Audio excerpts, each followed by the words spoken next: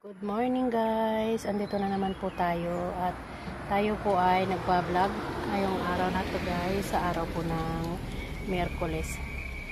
Iba naman po yung ating makikita ngayon guys is a pink Camara flowers. Ayan guys, na ito po nung isang araw binidyo ko rin po siya guys, pero ang mga kulay po niya ay yellow. Ngayon po naman guys ay pink, yellow, mayroon siyang different colors guys. Ayan. Ang ganda niya guys. Ayan, napapalibutan siya ng mga ganyan na bulaklak guys. Marami siyang kulay. Ayan. Sa isang flowers, may white, yellow, pink, and fuchsia pink ba yan? Orange guys, ganun. Ang dami niyang kulay guys. Nakaka-amaze po siya kasi itong Camara flowers guys ay nakapagbigay ng kulay sa ating buhay. Ganyan din po guys sa ating bahay. Yan. Ang ganda-ganda niya guys.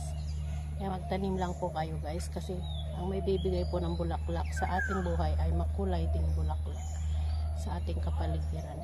Na laging nakikita ng mga tao, nadadaanan po nila sa garden natin. Sasabihin nila napakaganda ng ating garden. Ayan guys. Ayan.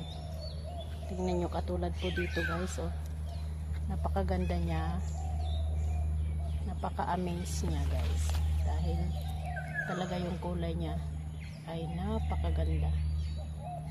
Okay guys, hanggang dito na lamang po. Thank you for watching my vlog. Thank you all. Love you all.